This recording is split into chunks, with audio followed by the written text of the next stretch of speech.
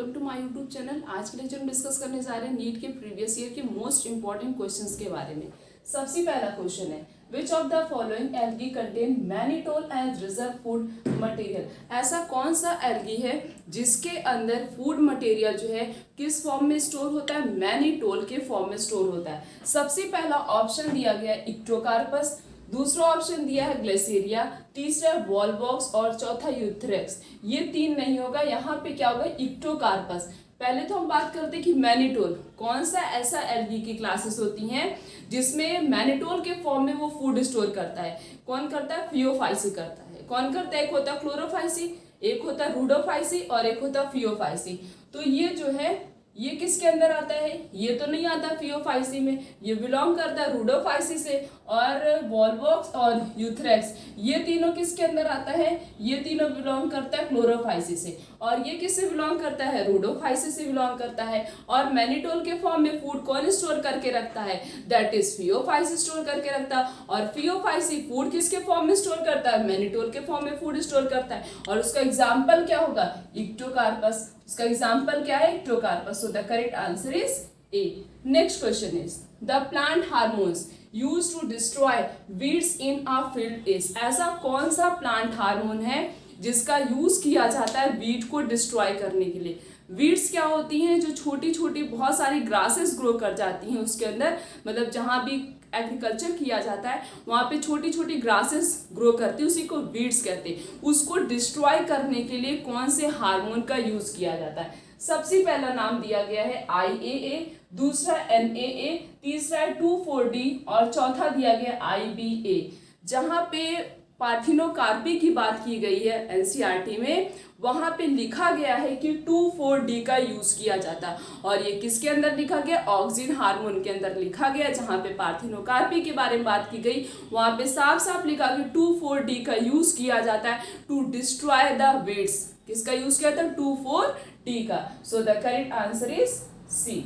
Next question is diadelphous stamen are found in. सबसे पहले तो डाईएडोल्फस का क्या मतलब होता है, डाईएडोल्फस का मतलब होता है जिसके पास दो स्टेमेन। डाई का मतलब क्या होता है, दो, तो डाईएडोल्फस मतलब 2 स्टेमेन जिसके पास प्रेजेंट होता है। दो पार्ट ऐसे हम बोल सकते हो, दो पार्ट जिसके पास प्रेजेंट होगा उसे कहेंगे डाईएडोल्फस। सबसे पहला ऑप्शन है चाइना रोज। चाइना रोज के पास तो होता ही नहीं है दो पार्ट, एक सिंगल पार्ट में वो प्रेजेंट होता है। और रही बात सिट्रस की, सिट्रस में तो बहुत सारे प्रेजेंट होते हैं। नेक्स्ट है चाइना रोज और सिट्रस, ये भी नहीं होगा।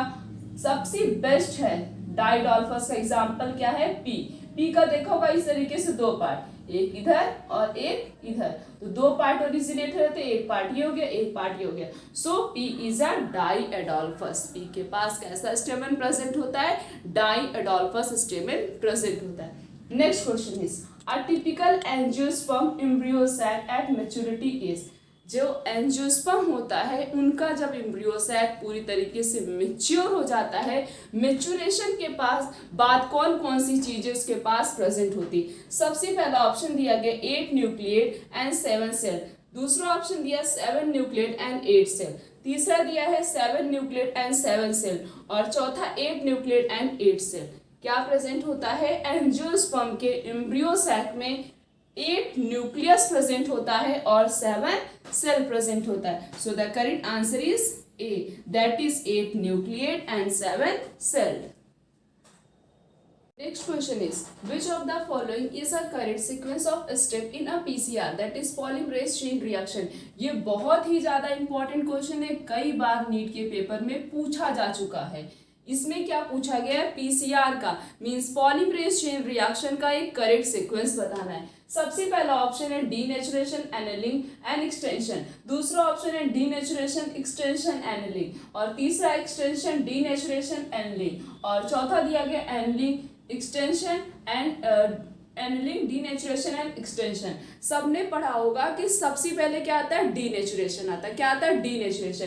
तो ये दोनों ऑप्शन तो बिल्कुल ही नहीं हो क्योंकि इसमें डीनेचुरेशन से स्टार्टिंग ही नहीं है, बचे दो option.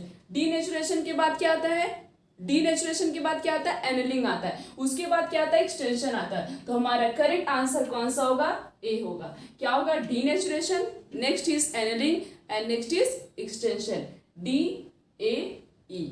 The next question is the site of perception of a light in plant during photoperiodism is. जब फोटोपीरियोडिज्म होता है मीन्स जब लाइट प्लांट्स पे पड़ती है तो प्लांट का ऐसा कौन सा पार्ट है जिसके ऊपर लाइट जो है आके पेनिट्रेट होती है। सबसे पहला ऑप्शन है सूट की एपिक्स। क्या सूट की एपिक्स पे होता है या स्टेम पे होता है या उसके एक्सिलरी बर्ड पे होता है या उसके लीव्स पे होता है। लाइट का पेनिट्रेशन, लाइट परफोरेशन किस पे करता है, सबसे पहले सूट के एपिक्स पे करता है। किस पे करता है, सूट के एपिक्स पे करता है। Next question is the first stable product of CO2 fixation is sorghum. पहले तो हम बात करेंगे कि सॉर्गम एग्जाम्पल किसका है। सॉर्गम एग्जाम्पल है C4 प्लांट का। किसका एग्जाम्पल होता है, C4 प्लांट का। अब हम ये सोचेंगे सबसे बेस्ट तरीका क्वेश्चन करने का, सबसे बेस्ट तरीका यही होता है पहले क्वेश्चन को पढ़ो। अब जैसे एग्जाम्पल दिया तो हम लिख लेंगे कि किस चीज का एग्जाम्पल है। अब इसमें स्टेबल प्रोडक्ट पूछा गया तो C4 प्लांट का फर्स्ट स्टेबल प्रोडक्ट क्या होता है, ऑक्सैलो एसिटिक एसिड OAA। अब हम देखेंगे हमारे ऑप्शन में OA जहां पे होगा मार्क बंद करके उसको क्या करेंगे, टिक कर देंगे। तो क्वेश्चन कितने इजी तरीके से हो गया। सॉर्गम किसका एग्जाम्पल है, C4 प्लांट का। तो उसमें यही पूछा गया फर्स्ट स्टेबल प्रोडक्ट क्या होगा CO2 फिक्सेशन का। तो C4 प्लांट में फर्स्ट स्टेबल प्रोडक्ट होता है क्या, ऑक्सैलो एसिटिक एसिड। हो गया हमारा क्वेश्चन सॉल्व और कोई ऑप्शन देखने की जरूरत ही नहीं है हमें। नेक्स्ट क्वेश्चन है when gene targeting involving gene amplification is attempt in an individual tissue to treat disease is known as. जब जीन को टारगेट करके, मतलब कोई भी जीन खराब हो चुकी है उसको टारगेट करके उसकी जगह पे कोई उसमें उसको रिप्लेस करके उसकी जगह पे दूसरी जीन को लेके आना, मीन्स उसको ट्रीट करना है। और यहाँ पे लिखा ना ट्रीट द डिजीज को ट्रीट करना, उस प्रोसेस को क्या कहते हैं। कुछ बच्चे होंगे जो मॉलिक्यूलर डायग्नोसिस पे टिक कर देंगे, आँख बंद करके इसी पर टिक करके चले जाएंगे। बट यहाँ पे ये पूछा गया है कि जब जीन को टारगेट करके, जीन को हम टारगेट किस में करते हैं, जीन थेरेपी में करते हैं ना।